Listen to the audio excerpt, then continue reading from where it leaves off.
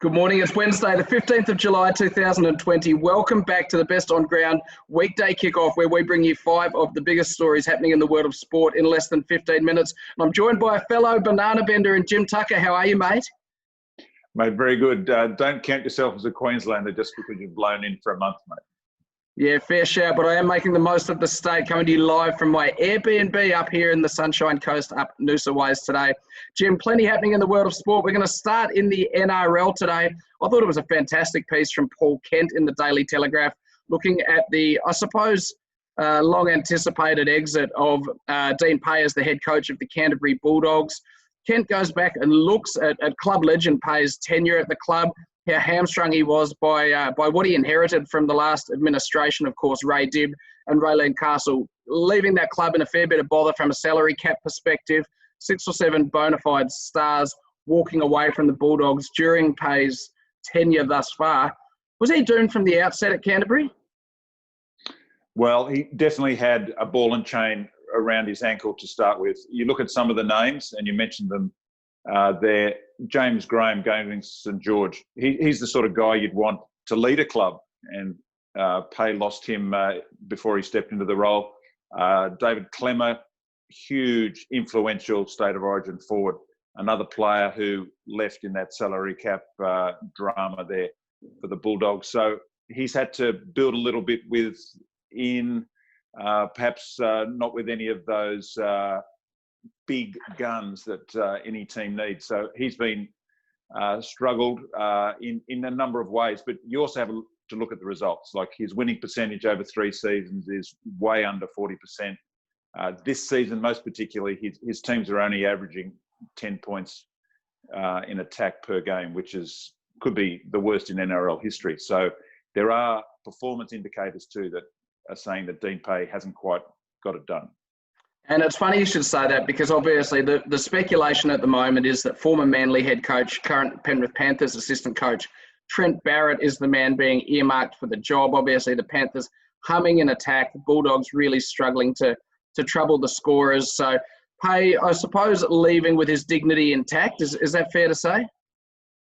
Yes. Well, he was put in that situation where they said he wasn't sacked. It was a situation where, yes, you'll be a contender next year when we weigh everything up. And to everyone who reads signs, that's sort of basically saying, see you later, you'll get tapped on the shoulder. So Dean Pay has taken the high road and said, well, that's not good enough for me. And he's walked himself. So I accept that as a noble way to leave. And you have to look at the Canterbury example. They're very much a club that's empowered former players to lead the club. And you go back to the Chris Andersons and people like that. We're going to stay with the NRL now. We're going to move to NRL.com. Of course, their players poll that we referenced yesterday that they did in collaboration with the Sydney Morning Herald. And part 2 of that players poll has been published today. And I tell you what, it really shows that the players have faith in the competition as it currently stands, the way it's being governed, the way it's being officiated. The overall support for referees is well and truly on the up compared to last year. There's massive support from the players for the decision to drop back to 1 on-field official. The 6 again rule, really positive sentiment from the players regarding that. Captain's challenge as well. In general, the report kind of signals that NRL players believe the game is in fantastic shape. And I guess that's also justified by the TV ratings. We know they've been very strong, and by just the quality of the matches we've seen this year. Despite COVID. And you compare that with, say, the AFL, where there's a lot of conjecture around the quality of that product at the moment.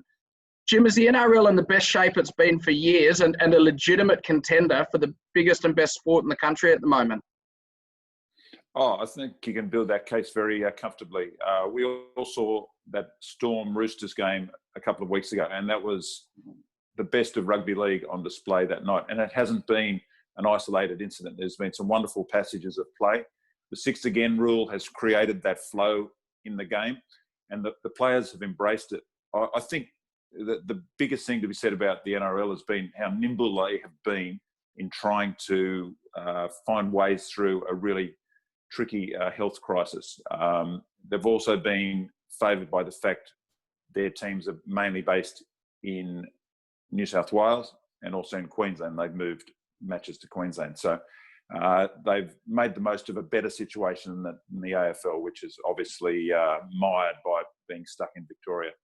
The NRL, even that players poll added a bit of light too on where the next team for the NRL should be. If it's going to be an expansion, the player view is Perth, which is really intriguing for a 17th club, because obviously from Queensland, you just hear that there should be another team in Brisbane to ignite that Brisbane Broncos rivalry against a team based at Redcliffe, based at Ipswich or whatever. So there's an alternate view from the players, which is really intriguing. Yeah, 41% of the players suggesting that there is depth for a 17th team. It should be based in Perth, which, and to your point as well, Jim, very interesting for the players to signal that, because we know the travel demands of getting across to Perth and getting back, particularly if you look at a team like the Warriors or the North Queensland Cowboys, logistically that'd be pretty challenging. So very interesting to see that come through. Our big story today, we know you love the golf, and we're looking forward to the Memorial Tournament this week.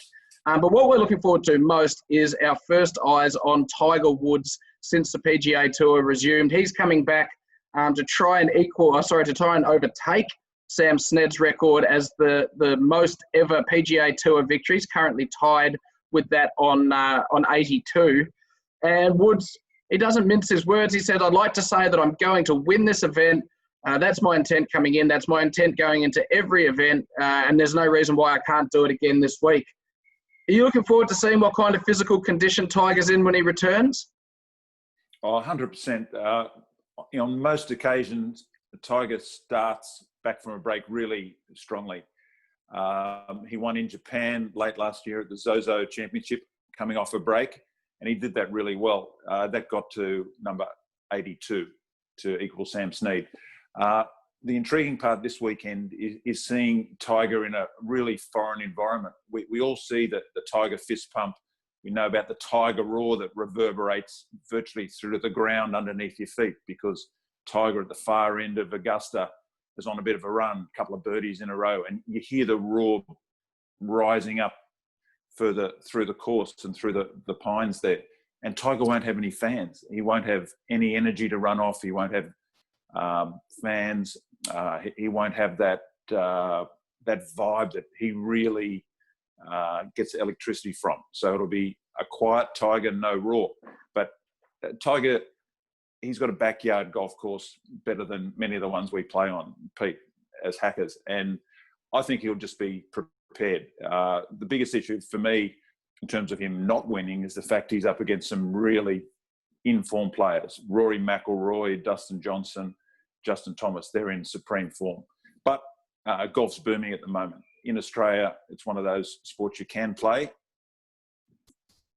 I was just going to ask, in Australia, obviously, Jason Day's coming off a couple of disappointing years, but he seemed to hit a bit of form last week, his first top 10 finish since the tour resumed. Is he a genuine threat at the Memorial? Oh, completely. He's an Ohio boy. His wife's from Ohio, and he would consider this his local tournament. So I really expect him to do well, and he's getting a bit of momentum. And the PGA Championship, the first of the majors in the rescheduled year, is in August. So I think Jason Day is in a really good place to have a great tournament. Quickly, before we move on to the next topic, your prediction for Tiger: top 20, top 10, top 5, missed the cut. Where's he going to go? I think in top 25 for Tiger. I don't think he'll challenge for the victory. Our penultimate story today, we move to rugby union, article from Jessica Halloran in The Australian. The crux of the article looks into the future broadcast deal and the tough financial realities facing Rugby Australia, suggesting that broadcast deal could be valued at approximately $20 million in 2021 onwards, inclusive of Super Rugby and Test matches. Obviously, fairly speculative at this stage with the Super Rugby competition structure yet to be formally agreed. So with that in mind, I want to talk to a second part of the article where she has some great quotes from Rugby Australia's interim chief executive, Rob Clark, about what competition models might look like moving forward. Again, we're going to park the Super Rugby conversation and we're going to have a look at Club Rugby.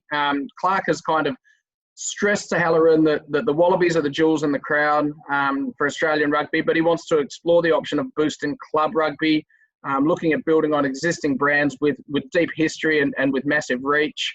and looking about whether they might be able to create a financially stable model for a club-based, potentially interstate competition that takes the place of the NRC in 2021 moving forward.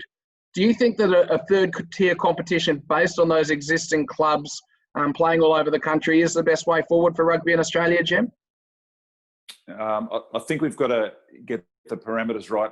I don't think it works if you have the best of Sydney and the best of Brisbane flying all over the country. That's just a way to bleed money. I think you have your Shoot Shield, you have your Queensland Premier Rugby, and then the teams that win the right to go into an elite competition get that right. And whether that's 4 from Sydney and 4 from Brisbane, and they play in a competition, I think that's elite end, and that can be marketed on TV. I don't think you get the same if you have Norths in Brisbane playing perhaps Southern Districts in Sydney.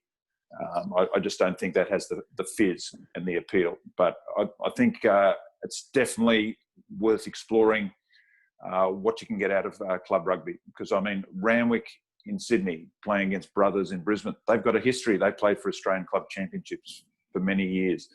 Sydney Uni against Queensland Uni. There's some really established cross-border rivalries already, and I think people will find great appeal in those.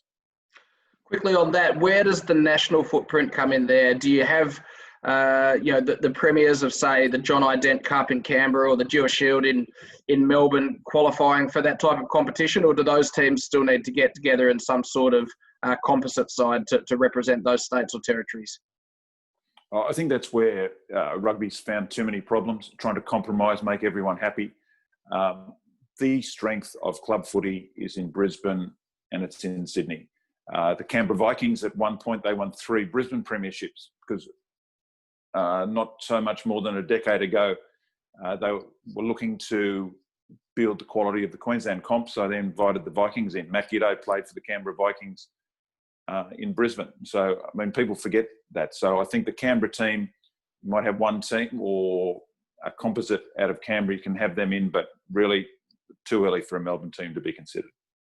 Our final story today, and we turn to the Age, and it's a story from, and I guess this illustrates how many moving parts there are, a combination of AFL journalists from the Age, and Michael Gleeson, Peter Ryan and Daniel Cherney, all collaborating on a story around the hub situation, I guess, in the AFL, looking at wives and girlfriends hubs for players from Victorian clubs to allow their wives and girlfriends to join them in Queensland, whether they all go into a dedicated 14-day quarantine hub. It looks at the fact that there's no guarantee that matches will continue to be played in New South Wales. We're now seeing that the South Australian government is not going to accept teams from or people from New South Wales without a quarantine period there as well. In Western Australia, we know that there are Victorian teams, Geelong and Collingwood over there, ready to play this week. All they are allowed to do over there at the moment is train and play. And it's just an absolute kerfuffle of a situation, I guess, through absolutely no fault of the AFL's. I mean, it should be acknowledged they've done a phenomenal job to move so quickly and to continue to keep their fixturing so fluid. But we now know that with the majority of their teams based in Victoria, that there's not going to be any football there for a long, long time. Almost every single team in the competition looks likely to have to be in a hub environment for at least another 4, 6, 8, 10 weeks. My question to you, Jim, is the only real solution for the AFL now to actually install an AFL-type island where every single team from now until the end of the season has to be based in the one state, whether that's Queensland, Western Australia, even the Northern Territory? Is that the only solution from here? Well, it's getting that way, isn't it? The trickiness, just diverting to rugby league for a tick, rectangular field on Stradbroke Island, they've got it. They could have Gilligan's Island or NRL Island easily. But in AFL, it's not that easy to have a well-dedicated AFL field in any particular place and just keep running games on the same field. I'm sure the AFL have looked into it. Getting back to your point about a WAGS hub almost, this is not the AFL trying to create a holiday environment for players. They're trying to normalise a really abnormal situation as much as possible. I've seen the Noosa example where St Kilda are based.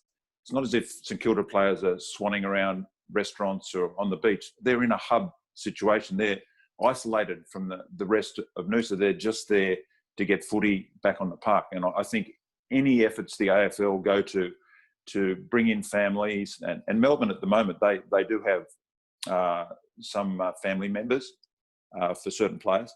I think it's so important because you've got to have mental stability almost with the regular things in your life around you. You can't have kids missing dad for 3 months. That is a really stressful situation.